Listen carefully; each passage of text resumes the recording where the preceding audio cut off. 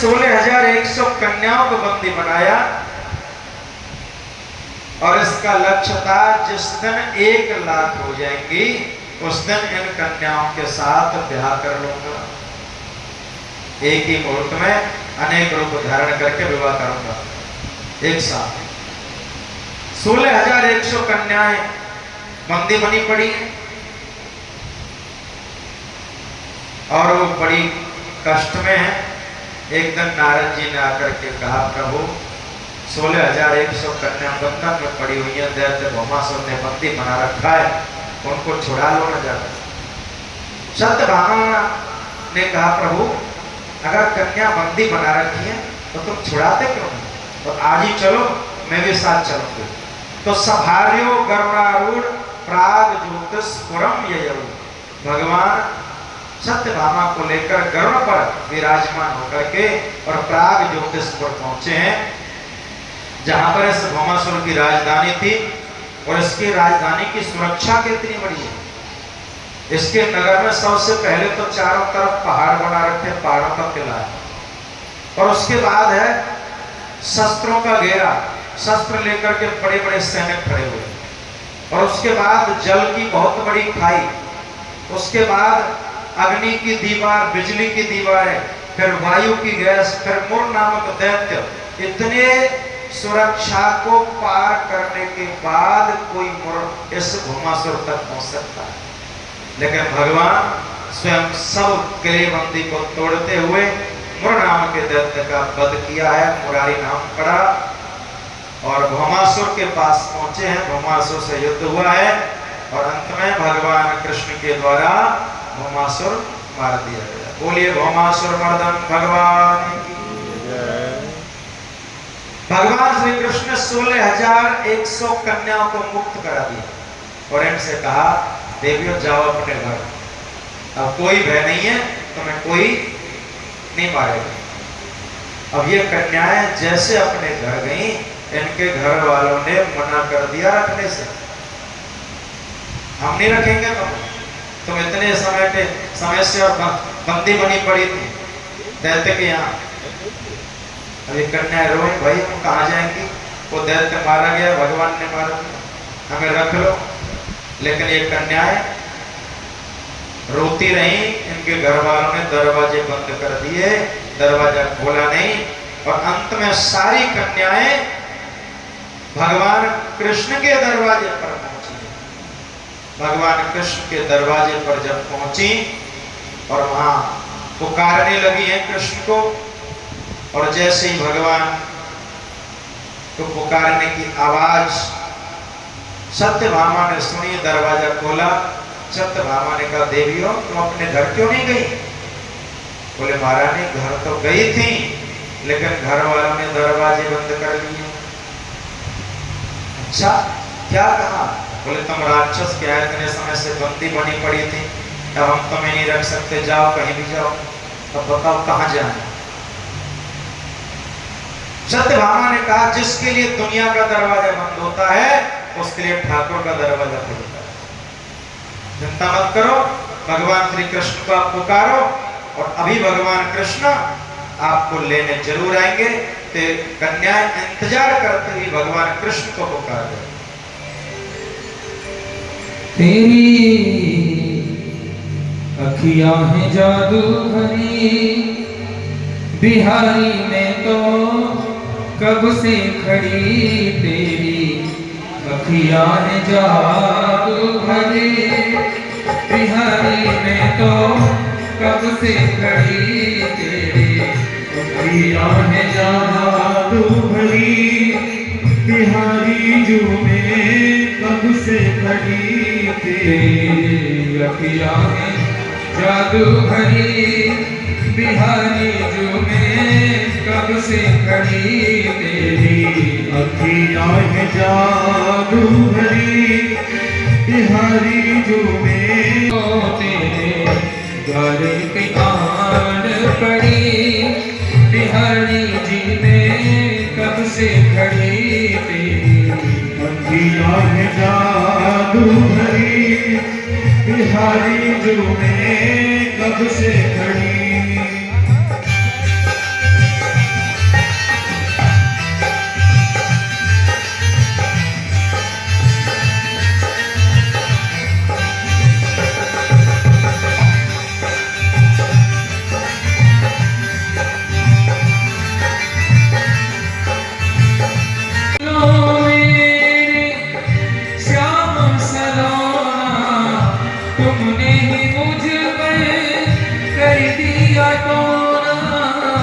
सुन लो मेरे श्याम सलोना, तूने मुझसे कर दिया टोना, कर दिया टोना। मेरी अखियां तुम्हीं से लड़ी, हाँ मेरी अखियां तुम्हीं से लड़ी।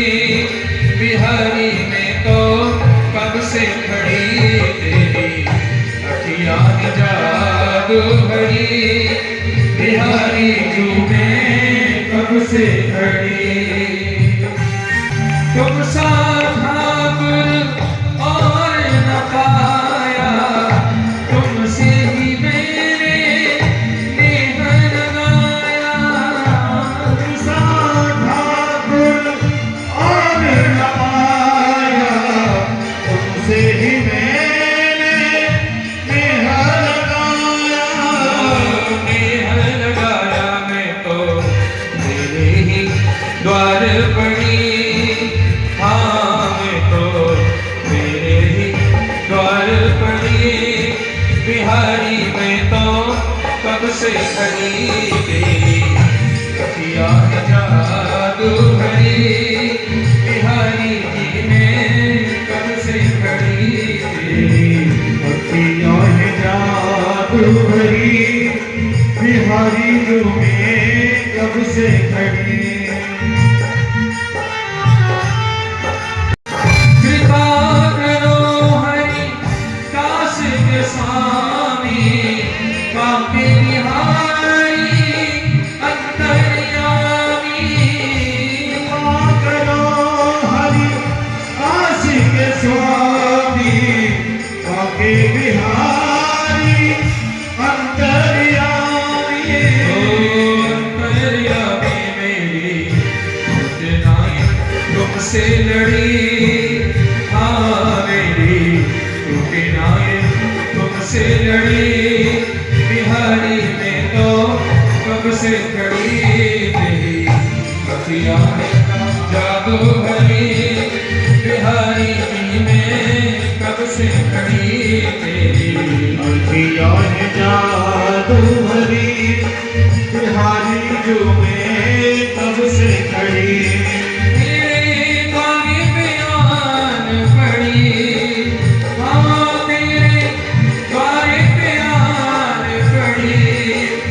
ओ तेरे बारे पे आन पड़ी, बिहारी में तो कब से खड़ी तेरी अखियां जादू भरी, बिहारी जी में कब से खड़ी। बिहारी जादू भरी, बिहारी जी में कब से खड़ी तेरी अखियां जादू भरी, बिहारी में कब से खड़ी।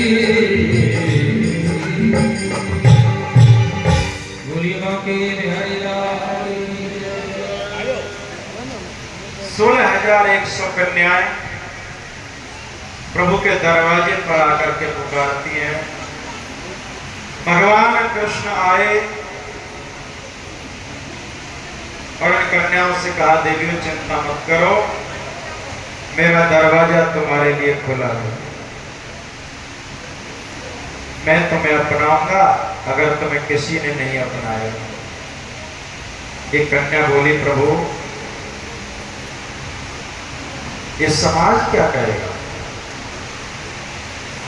भगवान कृष्ण बोले, देवियों मैं समाज के पीछे नहीं चलता, समाज मेरे पीछे चलता। और भगवान ने इन कन्याओं को बुलाया है और एक मुहूर्त में ही दिव्य मंडपों में 16,100 रूप धारण किए और इन कन्याओं के साथ भगवान ने विवाह किए। अब भगवान के 16,108 विवाह हुए। अब यहां बताओ कौन सा मर्जी का है? एक मर्जी का नहीं है। जो लोग ये कहते हैं इतने ब्याह की जरूरत क्या थी? भगवान ने यहाँ नारी को बचाया है, यहाँ संरक्षण किया है नारी का। क्योंकि हमारा वेद कहता है यत्र नार्यत्र पूज्यन्ते रमन्ते तत्र देवता। जहां नारी की पूजा होती है वो देवताओं का वास है। नारी की पूजा का, नारी की सम्मान का हमारे शास्त्रों में बहुत ज्यादा नारी के सम्मान की बात कही है शास्त्रों में। एक नारी के लिए हमारे सनातन धर्म में एक पक्षी भी बलिदान देता है। जटायु ने बलिदान दिया है नारी की रक्षा के लिए, और जब तक लड़ा है, जब तक असमर्थ नहीं हो गया ना, रावण ने पंख नहीं काट दिए, तब तक लड़ता रहा है वो। कितने वानर भालुओं ने अपने बलि दी है जानकी को लाने के लिए, बचाने के लिए। तो हमारा सनातन धर्म नारी की रक्षा के लिए हमें बहुत बार बार कह रहा है। लेकिन हाँ, जो शास्त्र में उचित बात लिखी है कई बार हमें उसको पढ़ना नहीं आता है, हम पढ़ दूसरी चीज लेते हैं, जबकि शास्त्र प्रज्ञा देता है। शास्त्र की उचित बात को कोई पढ़ नहीं पा रहा है। अगर अच्छी बात शास्त्र में जो लिखी है उसको पढ़ करके कोई जनता में उसको बांटे तो फिर भी शायद बहुत क्रांति हमारे सनातन धर्म में आ सकती है, बहुत भ्रांतियां मिट सकती हैं जो आज भ्रांतियों में सनातन धर्म जी रहा है। लेकिन हम चाहते उतना ही जितना फायदा हो उतना पढ़ेंगे, बस फायदा किसमें वो देखेंगे। तो हनुमान चालीसा दुनिया पढ़ी जा रही है, क्यों पढ़ रही? कोई कह रहा भैया मेरा एक काम बन जाएगा, कोई कह रहा कुछ बन जाएगा, कोई कह रहा छोटा हृदय में देगा। वो तो ये कह रहा है, हम कह रहे ये काम बन जाए, बंधन से छूट जाए, भूत पिशाच निकट नहीं आवे, संकट कट जाए। अरे भैया जिसने लिखा है पहले उसको पढ़ लो, उसने क्या मांगा है तो वही तुम मांगो। हमसे ज्यादा तो उसको पता है ना जो लिख रहा है, क्या मिलेगा इससे। उसने तो स्पष्ट कह दिया है, तुलसीदास सदा हरि चेरा, कीजय नाथ हृदय में डेरा, पवन तनय संकट हरण, मंगल मूर्त रूप, राम लखन सीता सहित हृदय बसौ सुरभूप। वो तो ये कह रहा है, हमने वो नहीं पढ़ा, हमने अपने फायदा ढूंढा है सिर्फ। और यही मिस्टेक आज हमारे सनातन धर्म में हो रही है। कथावाचक वाचक बन करके वो बातें बता रहे हैं जो है ही नहीं, उनका अर्थ है ही नहीं, भागवत उनका अर्थ किसी पुराण में ही नहीं। इसलिए भगवान ने नारी की रक्षा करी है। और भगवान श्री कृष्ण के एक एक स्त्री से एक एक कन्या और 10-10 पुत्र प्रकट। भगवान कृष्ण का पहला पुत्र जिसका नाम प्रद्युम्न है और पहली कन्या जिसका नाम चारुमती है। और प्रत्येक कन्या से 10 पुत्र एक कन्या उत्पन्न हुई है। इस तरह भगवान के पुत्र, पौत्र और परपौत्र, यहाँ तक की जो टोटल संख्या बनती है वो बनती है 56 करोड़। पर्सनल फैमिली, इसमें चाचा ताऊ अलाउड नहीं है, ये तो पर्सनल है भैया। भगवान के 16,108 रानी, एक रानी से 10 पुत्र एक कन्या, उनके पर आगे पुत्र, उनके पुत्र, उनके पुत्र, बड़पोते तक भगवान की संख्या है। चाचा ताऊ तो अलग बैठे हैं अभी। ये लिखते थे ओनली भगवान कृष्ण विद फैमिली दे दे तो हमारा 56 करोड़ आ गए तो काम करा। भक्त वत्सल भगवान, ये मेरे तो खानदान का पता नहीं चल रहा, मैं कहीं का राजा नहीं। कोई ग्वालिया कहता, कोई चोर कहता, कोई ग्वाला कहता है। अब बताओ तुमने मेरे साथ ब्याह करके क्या पढ़ा है? अरे कम से कम सिस्ताल के साथ ब्याह होता तो रानी बन के रहती है। और ये बात सुन करके रुक्मणी मूर्छित होकर के गिर गई, मूर्छित होकर के गिर गई। भगवान ने 4 भुजा धारण करके रुक्मणी को संभाला है। पर्यंकाल याद तामुत्थाप्य चतुर्भुजः। और जब रुक्मणी को होश आया, रुक्मणी बोली प्रभु ठीक है, आप ठीक कह रहे हैं, आपके खानदान को कौन जान सकता है, आपके बारे में तो वेद भी नेति नेति कहते व्यक्त हो जाते हैं, वो भी कह देते हैं हमने इतना कुछ बोला है, इतना कुछ बोला है, लेकिन फिर भी भगवान के बारे में पूरा नहीं बोल पाए हैं, ना इति ना इति। तो मैं कौन हूं, आप ठीक कह रहे, मैं तो 3 गुणों वाली हूं, तुलनातीत हूं, आपको तो कौन जान सकता है प्रभु। जब ऐसी बातें कहीं भगवान प्रसन्न हो गए, भगवान ने कहा देवी मैं तो हंसी मजाक कर रहा, और हंसी मजाक घर में होना भी चाहिए। भगवान ने लिखा, कह रहे हैं भगवान अयम ही परमो लाभो गृहस्थ गृह में दीना। हे देवी, गृहस्थ जीवन में हंसी मजाक की तो एक सबसे उत्तम साधन है व्यक्ति की खुशी का। आपस में परिवार के लोग बैठ करके हंसी मजाक करें, ये तो सबसे बड़ा लाभ है गृहस्थ जीवन का।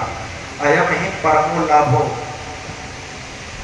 लेकिन आज नहीं हो रहा तो ये नहीं हो रहा।